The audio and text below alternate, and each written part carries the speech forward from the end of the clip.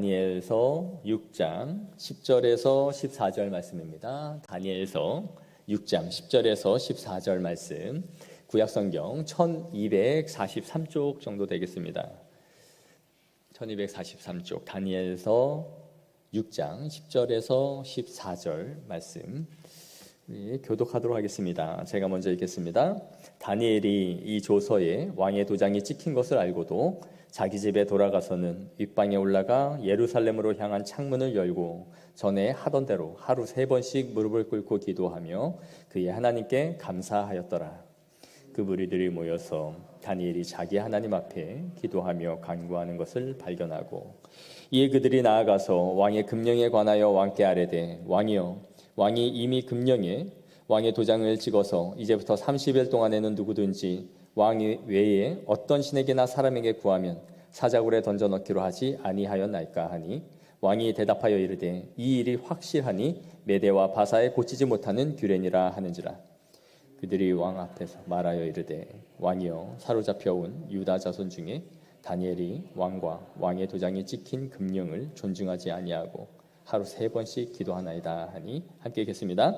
왕이 이 말을 듣고 그로 말미암아 심히 근심하여 다니엘을 구원하려고 마음을 쓰며 그를 건져내려고 힘을 다하다가 해가 질 때에 이르렀더라. 아멘. 다니엘은 이 남유다가 망해가던 시점에 바벨론으로 끌려간 사람입니다. 바벨론으로 3번에 걸쳐서 유대인들이 포로로 끌려갔는데, 이것을 세계 역사에 바벨론 유수라고 기록되어져 있죠. 바벨론은 BC 605년에 1차 포로 때 잡혀간 사람이 바로 이 다니엘이었어요. 이렇게 끌려간 유대인들을 바벨론은 그 중에 특출난 몇 청년들을 뽑아서 자신들의 관리로 등용시키는 일에 등용시키고자 했습니다. 다니엘서 1장 4절을 보시면 이렇게 기록되어 있습니다. 곧 흠이 없고 용모가 아름다우며 모든 지혜를 통찰하며 지식에 통달하며 학문에 익숙하여 왕궁에 설만한 소년을 데려오게 하였고 그들에게 갈대아 사람의 학문과 언어를 가르치게 하였고, 또 왕이 지정하여 그들에게 왕의 음식과 그가 마시는 포도주에서 날마다 쓸 것을 주어 3년을 기르게 하였으니 그 후에 그들은 왕 앞에 서게 될 것이더라. 이렇게 학문과 언어를 가르치고 그 사람들을 뽑는 기준이 지식과 학문에 뛰어난 그런 소년들을 따로 뽑았던 것이죠. 이렇게 한 이유는 이 유대인들의 포로를 통해서 그들의 식민지 통치를 좀 효과적으로 하기 위해서 한 것이었어요. 일제강점기 때 한국 사람들을 데려다가 오히려 일을 시키고 하면서 교육을 시켜서 한국 통치를 하려 했던 것처럼, 이들도 이렇게 선발된 인재들을 등용시켜서 자신들이 원하는 이 통치를 잘 해보려고 했던 것이죠. 그리고 그들에게 잘 대우를 해주었습니다. 이들은 3년 동안 이들을 잘 필요한 것들을 공급해주면서 회유를 했어요. 그들의 학문과 언어를 배우도록 하면서 필요한 모든 것들을 공급받게 한 것이죠. 다니엘서 1장 8절에 보면 이렇게 다니엘은 이런 상황 속에서 이런 뜻을 세웁니다. 다니엘은 뜻을 정하여 왕의 음식과 그가 마시는 포도주로 자기를 더럽히지 아니하리라. 왕은 이들에게 필요한 모든 것들, 먹고 싶은 것이며 그 생필품이며 필요한 것들을 마음껏 지급해 주었어요. 그런데 다니엘과 그의 친구들이 왕이 내려주는 하사품들을 먹지 않기로 했습니다. 음식과 포도주로 먹지 않으므로 자신들을 더럽히지 않겠다라고 말한 것이죠.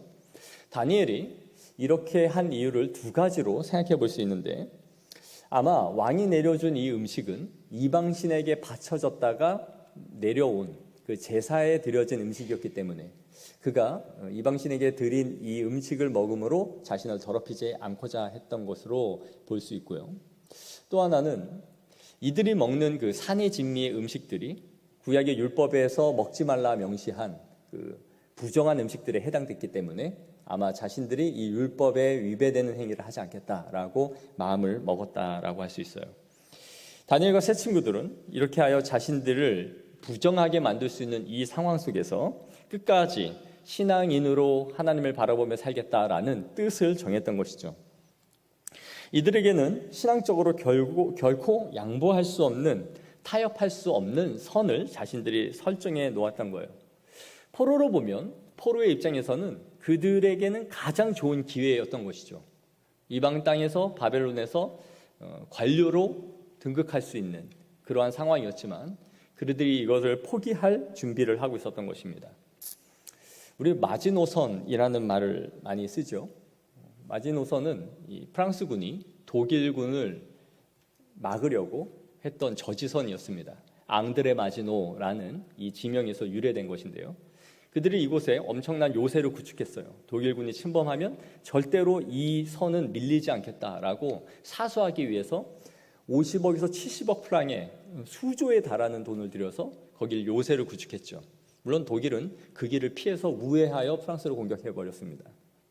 어쨌든 이 뜻에서 마지노선이라는 의미가 유래된 거예요. 절대로 사수하고 절대로 지켜야 할 그 자리를 말하는 것이죠. 바로 우리가 신앙에서도 절대로 밀리지 않아야겠다라는 지점이 있어야 합니다. 그런데 오늘날 많은 그리스도인들은 이런 부분이 없습니다. 안타깝게도 신앙적으로 자신이 절대적으로 사수하고 지켜야 하는 상황이 이러한 마지노선이 없다 보니 시대와 상황과 형편에 따라 믿음이 움직이는 가변적 신앙으로 점점 변해가고 있다는 거예요. 그래서 시간이 없고 그러면 예배도 패스하고 잘 드리던 11조도 형편이 쪼달리면 그것도 건너뛰고 말씀도 읽다가 시간이 없으면 하지 않고 기도 생활이든 말씀 생활이든 이렇게 자신이 타협할 수 있는 여지를 항상 만들어 놓고 살아가는 것이죠. 내가 뜻을 세우고 지키는 그 지점이 점점 무뎌져 가는 것입니다. 새벽 예배든 기도 생활이든 말씀 생활이든 헌금 생활이든 내가 절대로 이 지점까지는 밀리지 않을 거야, 타협하지 않을 거야 하는 지점이 없어져 가고 있는 거예요. 자신이 내주지 않아야 할 이러한 마지노선이 없다 보니 형편과 상황에 밀려서 계속 요동치는 신앙생활을 하게 되는 것이죠. 하지만 오늘 본문에 다니엘이 가장 먼저 한 것은 뜻을 정하였다라는 거예요. 뜻을 정하여 왕이 주는 음식과 포도주로 자신을 결코 더럽히지 않겠다라고 마음을 굳게 세운 것이죠. 오늘날 우리 이 시대에 그리스도인들에게 필요한 것은 이러한 거룩한 마음가짐과 결의입니다. 우리는 늘 작심삼일이라는 말을 하면서 이런 것에 의미를 두지 않으려 해요. 맞습니다. 사람은 자신의 길들여진 패턴을 쉽게 바꿀 수가 없어요. 자신의 습관을 바꾸는 데는 엄청난 힘과 노력 그리고 시간이 많이 들어갑니다. 그래서 얼마나 이것이 반복되면 3일이면 포기한다 하여 작심삼일이라고 하죠. 그러나 아는 것처럼 3일마다 다시 작정하면 됩니다. 3일 하고 안 되면 또 작정하고 또 다시 시작하는 것이죠. 매일같이 그 결의를 반복하여 새롭게 하는 것입니다. 우리는 마음먹은 것이 실패하고 나면 아예 그냥 그것을 포기해버려요. 그럼 마음이 다시 편해져요. 다이어트 해야지? 근데 오늘 치킨 먹었어요? 오늘 또 실패했네? 그냥 먹어. 이렇게 그냥 마음을 확 내려놔버리면 또 다시 원상복귀돼서 다음 하면서 그냥 완전히 자신을 무너뜨려 버리는 것이죠. 그러나 결의를 반복하는 것은 사실 나쁜 것이 아닙니다. 누군가는 그럴 수 있어요. 작정하면 뭐하냐? 해도 며칠 가지 못할 것. 그러나 그러한 결의조차 하지 않는 것은 게으르고 더 나쁜 것입니다. 거룩한 작심, 거룩한 결의는 하나님이 기뻐하시는 거예요. 아이들을 한번 생각해 보세요. 아이들은 혼날 때면 안 그럴게요. 잘못했어요. 안 그럴게요. 그렇게 말을 합니다. 저도 어릴 때 혼나면 그랬습니다. 잘못했어요. 안 그럴게요. 그런데 안 그럴게요 하고 안 하는 아이들을 본 적이 있습니까? 저도 늘 안 그럴게요 하고 또 해서 또 잘못, 또 계속 혼났어요. 그래서 지금 이렇게 커서 아이를 키우면서 생각해 보면 그 아이들에게 넌 안 그렇다 그러고 또 하지. 우리 부모님이 저한테 그랬어요. 너는 아주 벌써 이게 몇 번째냐. 근데 제가 키우면서 아이에게 넌 안 그런다고 하고 또 하지. 근데 이런 말이 제일 나쁜 것 같아요. 하니까 아이잖아요. 그 아이가 굳은 결의와 결심을 가지고 딱 하고 막 7살짜리가 안 해. 그게 아이인가요? 그러니까 그 아이가 할 수 없는 것을 알면서도 너는 안 그런다고 해놓고 또 하지라고 몰아붙이는 것 자체가 이거 굉장히 잔인한 거다. 할 수밖에 없었고 자기도 그랬고 또 그렇게 용서를 해주면서도 아이는 할 거잖아요. 그런데 이거를 계속해서 너는 안 그렇다고 했는데 너는 늘 그러는 녀석이야. 아주 말을 해도 너는 항상 거짓말이야. 이렇게 말을 하고 아이들을 몰아치기 시작하면 아이는 당연히 궁지와 코너로 몰릴 수밖에 없어요. 왜요? 자기도 안 하겠다 하고 있는 것을 알잖아요. 그런데 이렇게 반복되면 이 아이는 죄책감을 갖고 살아가기 시작합니다. 나는 부모의 말을 듣지 않는 아이다. 나는 말을 해도 소용이 없는 아이다. 나는 부모님을 기쁘시게 하지 않는 아이다. 그러면서 서서히 자존감을 잃어버려요. 계속 뭐라 그러고 너는 말을 해도 소용이 없다. 쇠기의 경읽기다. 이 쇠기의 경읽기다라는 이 속담을 저는 우리 아버지한테 배웠어요. 하도 저한테 그런 말을 해서. 그러니까 그러면 아이들은 항상 크면서 죄책감을 갖게 되는 거예요. 나는 해도 소용이 없나 봐.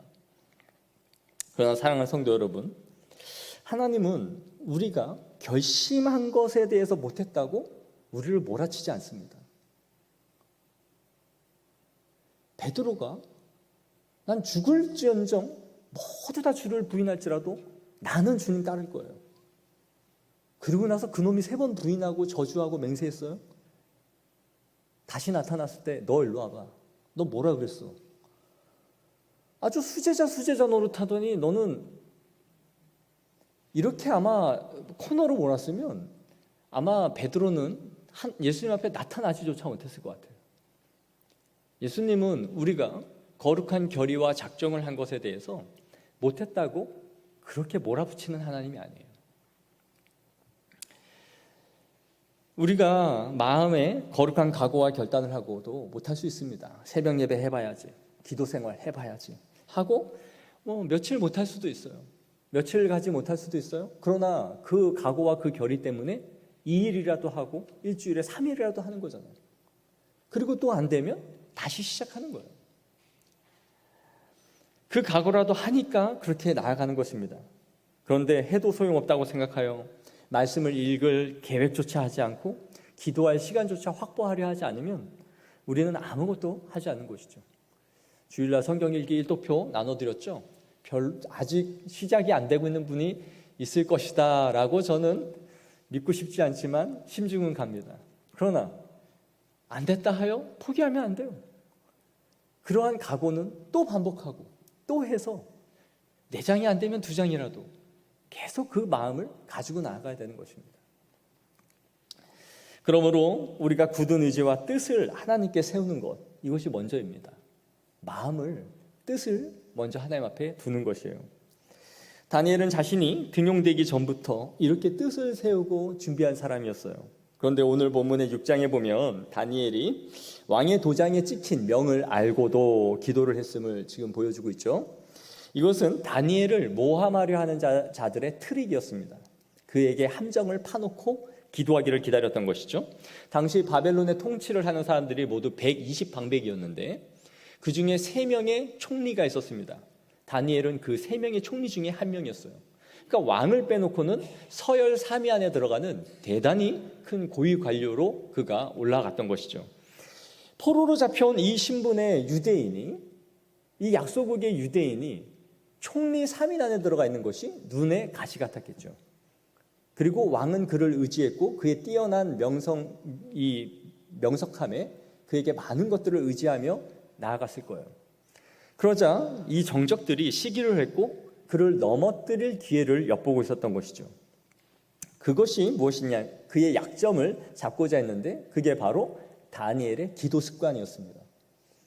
그가 매일 하루 3번씩 예루살렘 성전을 향하여 기도한다라는 것을 정적들은 알고 있었죠. 그래서 왕에게 이런 금령을 내리도록 합니다. 30일 동안 사람에게나 아니면 왕에게 어떤 신에게든지 기도하는 것을 금지하게 하십시오. 그들은 아마 이렇게 한 이유가 왕의 권위를 높이기 위한 것이다 라고 했을 거예요. 왕의 왕권을 높이기 위해서 그 어떤 신이나 어떤 사람에게나 기도하지 못하도록 30일 동안 금지하십시오.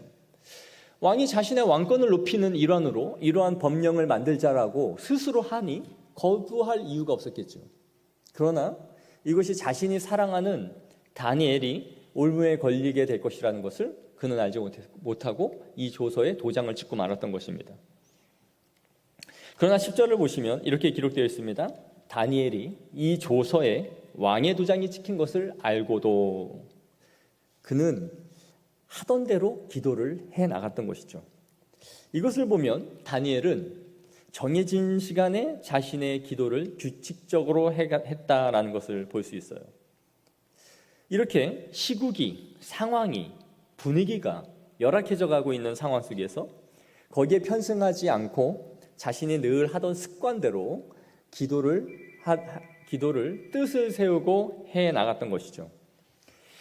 결국 이 일로 인하여 우리가 잘 아는 것처럼 다니엘은 사자굴에 던져지게 됩니다. 이때 다니엘이 사자굴에 던져질 때의 나이가 몇 살인지 혹시 아십니까? 이 유초등부 교보제를 보면 사자굴에 갇힌 이 다니엘을 항상 잘 그리면서 젊디 젊은 청년 다니엘을 그려놔요. 그래서 이 청년 다니엘이 사자굴에 떨어져서 기도하여 천사가 입을 막고 있는 이런 그림들을 보게 되죠. 그러나 학자들은 이때의 다니엘의 나이를 적어도 70에서 많게는 80세로 봐요. 75세에서 80세는 되었을 것이다. 이 왕의 연도를 계산하면. 그러니까 80 먹은 노인이 사자굴에 던져진 거예요. 그럼 한번 생각해 보십시오.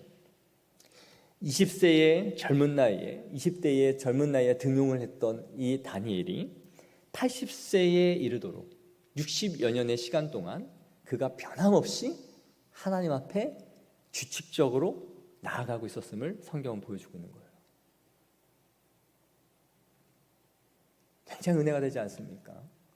그가 20세 때 뜻을 세우고 왕의 음식과 포도주를 거부했던 그의 신앙이 60세에 이르러도 80세에 이르러도 60년의 그 기간 동안에 쉬지 않고 그 뜻을 세운 바대로 줄기차게 밀고 나가고 있었던 거예요. 그리고 그것을 정적들은 잘 알고 있었고 결국 그를 고소고발하게 되는 이유로 그를 책잡았던 것이죠. 다니엘을 하면 우리는 그의 지혜, 그의 꿈, 그러면서 무슨 다니엘의 학습법 이런 거를 막 만들어내고 한국교회가 그것대로 해서 아이들을 인류 대학에 보내보자, 다니엘 학습법 이래가지고 무슨 전도사가 아이들을 교육시키고 서울대, 연대, 고대 보내는 것이 무슨 대단한 학습법인 것처럼 그랬던 시기가 있었어요. 지금도 하는지는 제가 모르겠습니다만, 그러나 다니엘의 지혜와 명석함은 그의 어떤 학습법에 있었지 않아요. 다니엘은 철저한 그의 능력은 경건에 있었던 거예요. 경건의 능력이 꿈을 풀이하게 했고 그 꿈풀이로 인하여 그를 이 고위 관료까지 올라갈 수 있도록 하나님이 만들어 가셨던 것이죠. 그의 힘과 능력은 경건에 있는 것이었어요. 이 80세에 이르도록 하나님 앞에 나아가는 이 무릎의 사람이었다라는 것을 기억해야 합니다. 저는 다니엘의 이 기도하는 모습을 보면서 이런 생각이 들어요. 왜 그랬을까? 왜? 굳이? 왜? 아니, 기도를 꼭 창문을 열어놔야 됩니까? 꼭 창문을 열어놔야 됩니까? 꼭 예루살렘 성전을 봐야 되나요? 물론 경건한 유대인들의 그 특징이었어요. 예루살렘 성전을 향해 기도하는 것이 그들의 방법이었어요. 그러나 창문을 열어놓으면 예루살렘 성전이 보입니까? 바벨론과 가나안의 이 거리가 얼마나 돼요 지금? 안 보이잖아요. 방향만 그쪽으로 하고 있는 것이죠. 또 눈을 뜨고 걸어가면서도 기도를 할 수 있는 건데 꼭 이런 식으로 죽으려고 구덩이를 아주 파는 행위를 해야 되나? 창문을 열고 예루살렘을 향해서 3번씩 그렇게 해야 되는가? 더욱이 12절을 보세요. 이제부터 30일 동안 이 법령이요, 영구적인 것이 아니라 한시적인 명령이었어요. 한시적인 명령. 딱 한 달입니다. 한 달. 한 달 동안 내려진 금령이었다라는 거예요. 그러니까 다니엘을 모함하려고 사람들이 딱 올무로 만든 기간인 것이죠. 그러니 30일만 잘 피하고 지나가면 그는 자신이 하던 대로 기도를 또 할 수 있었어요. 그런데 다니엘은 무회하거나 피하지 않고 이것을 정면 돌파해버린 것이죠. 죽을 것을 알면서, 사자굴에 던져질 것을 알면서도 정면 돌파를 한 거예요. 아마 우리가 오늘날 이런 일을 당하면 넌 참 신앙생활 지혜 없이 한다. 응? 인생을 사는 방법 참 모른다. 왜 그렇게 미련하냐 신앙생활을. 이렇게 말했을 거예요. 누가 내가 신앙생활 하겠다고 열심히 막 교회 다니고 그러다가 직장 잘리면 혀를 차고 야 이거 진짜 미련하게 신앙생활 한다고 엄청 우리를 핀잔할 거예요. 근데 다니엘은 이걸 지금 포기를 하고 아예 뭐 내가 관료해서 물러나는 게 문제가 아니라 목숨을 건 거죠. 이것이 뜻을 세운 하나님의 사람들의 무서움입니다. 저도 이렇게 기도의 사람이 되어보겠다라고 결심한 적이 있었어요. 군대에 입대를 할 때였습니다. 훈련소에서 퇴소를 하고 첫 자대 배치를 받아서 제가 첫날 밤에 자대에서 잠을 잘 때 했던 것이 불이 딱 꺼지자마자 제 침상에서 기도를 무릎 꿇고 했던 거예요. 가자마자 그렇게 기도를 했습니다. 마음을 먹고 갔거든요. 근데 그때 이 막내가 항상 내무실에서 막내가 하는 것 중에 하나가 불침번이 들어오면 취침보고를 하는 거예요. 전체 인원 몇 명, 휴가자 몇 명, 근무 나간 사람 몇 명, 지금 취침 인원이 몇 명 자고 있습니다. 근데 저는 그걸 모르고 혼자 등 돌리고 기도를 하고 있으니까 고참 불침번이 들어와서 아무도 자기한테 상황 보고를 안 하는 거예요. 그러더니 이제 제가 신병인 걸 아니까 이걸 보더니 판때기로 야, 이 새끼 뭐하냐? 이제 이렇게 한 거예요. 고참들이 다 일어나다가 일시에 저를 다 쳐다본 거죠. 그 표정은 야, 이거 물건 하나 들어왔구나.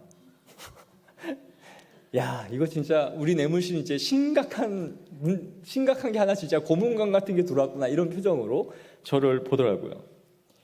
제가 기도했습니다. 그랬어요. 기도했습니다. 그랬더니 뭐 저랑 한참 차이가 나는 고참은 괜찮아 기도해. 종교는 자유야. 기도해. 이랬지만 이제 제 윗고참들이나 이런 사람들은 와 이거 미쳤구나. 거의 저를 이런 눈으로 쳐다봤죠. 제가 자대 가서 이렇게 한 이유는 살려고 한 거예요. 살려고. 이렇게 기도하면 뭐 집중이 됐겠습니까? 그런데 나는 크리스찬입니다. 나는 교회를 가야 됩니다. 이거를 공적으로 선언한 거예요. 나는 이제부터 교회 가야 되니까 나 교회 보내주세요. 이거를 내 온몸으로 선언을 한 거죠. 그래서 제가 어떻게 됐을까요? 너는 정말 신실한 그리스도인이구나. 그러면서 교회를 보내줬을까요? 제 군생활에 완전히 이때부터 꼬이기 시작했습니다. 사실 제가 이렇게 마음을 먹고 간 이유 중에 하나는 군대 가기 전에 이 목회와 신학이라는 잡지책을 봤는데 거기서 한 외국인 목사님의 군대 간 일화를 읽었던 거예요. 그분이 해군으로 입대를 했는데 자기가 가자마자 이렇게 기도를 했다라는 거예요. 그랬더니 그 안에 있는 모든 내무실에 있는 사람들이 자신한테 군화를 다 집어던졌대요. 그런데 그걸 꿋꿋이 참고 기도를 하고 그 다음날 그 군대 군화를 다 닦아가지고 그 사람들한테 돌려주었다라는 것이었습니다. 그 수북히 쌓여있는 그 군화를 깨끗이 닦아서 다 주인에게 돌려주고 그렇게 군생활이 시작됐는데 그렇게 힘들고 어려운 군생활을 하다 보니까 이 사람들이 정말 힘들어지니까 자신에게 찾아와서 조언을 구하고 기도 요청을 하더라는 거예요. 그리고 신앙에 관심을 갖기 시작하더라. 이걸 보면서 제가 은혜를 받아가지고 나도 군대 가면 저렇게 해야지. 그러고 마음을 먹었던 거예요. 그리고 나서 훈련소 가서 자훈련 마치고 운전병이었어요. 제가 운전병 훈련소를 또 갔는데 밤에 이렇게 다 자려고 하는데 제 옆자리가 그 조교가 자는 자리였습니다. 근데 다른 사람들은 이제 자느라고 못 봤겠지만 저는 바로 옆에 있었기 때문에 볼 수 있었는데 조교가 자기 전에 들어서 기도를 하는 거예요. 그걸 보면서 맞아. 우리한테 승질 부리는 저 조교가 그래도 그리스도인이구나. 그러면서 나도 내 군생활 하면서 저렇게 기도해야지. 그래서 목표를 잡은 것이, 그래, 난 군대 가면 첫날부터 기도를 하겠다. 그렇게 마음을 먹었던 것이죠. 이렇게 제가 기도를 하니까 제 군생활이 잘 펼쳐졌겠죠. 어려움이 오면은 사람들이 하나님 믿으면 어때? 교회 한번 같이 이번 주에 나 데리고 갈래? 이런 일이 진짜 벌어졌겠죠. 그런 일은 1도 일어나지 않아요. 저는 제가 고참이 될 때까지 이 군대에서 교회 가는 것이 정말 살얼음판 같은 고난의 연속이었습니다. 정말 내 인생에 아버지 밑에서 교회 안 가겠다고 한 적은 없지만 안 간다고 욕은 먹어봤어도 안 간다 그러면 혼나겠죠. 그러나 이 군대라는 곳에서 이렇게 교회에 간다라는 이유만으로 이렇게 갈굼을 당하고 고통을 받을 수 있구나라는 걸 그때 알았어요. 그러면서 가정에서 힘들게 혼자 신앙생활하는 그리스도인들을 보면 마음에 애정이 가고 이해가 가요. 저 눈치 보면서 남편 눈치 또 자녀 눈치 이렇게 보면서 신앙생활하는 저분들의 믿음이 귀하다. 내가 그 신앙 때문에 이렇게 고통을 받아보고 힘들어 보니까 알겠더라고요. 정말 이런 일, 이런 기적과 같이 그렇게 제 모습을 보면서 신앙생활 하겠다는 사람 아무도 없었습니다. 그런데 어쨌든 제 믿음의 선언이었어요. 그럼 제가 제대할 때까지 끊임없이 그렇게 기도를 했을까요? 그러진 않았어요. 그것은 뭐 기도를 안 한 게 아니라 이 미친 짓을 한 거죠, 일부러. 왜요? 나 교회 가고 싶어서. 뭐 내가 바리새인처럼 나 기도한다 이런 걸 보여주고 싶은 마음도 없었고, 그 기도를 한다고 해서 집중도 할 수 없었지만 내가 기도를 하는 그 신용이라도 해야 쟤는 교회를 어떻든지 보내줘야 되겠구나라는 것을 인정받고 싶었던 것이에요. 어쨌든 이렇게 우리가 뜻을 세우는 것이 얼마나 중요한지를 생각해 보게 되는 거예요. 김남준 목사님의 기도 마스터라는 책은 이렇게 그분은 말해요. 우리의 신앙이 진실하다는 것은 그 진실하다는 것 자체만으로는 충분하지가 않다. 진실해지는 것도 좋지만 그 진실함에는 힘이 있어야 된다는 거예요. 진실함은 힘이 있어야 된다. 우리의 선한 뜻을 무너뜨리려고 하는 그 공격들보다 더 강한 집념이 있어야 한다라고 말하는 거예요.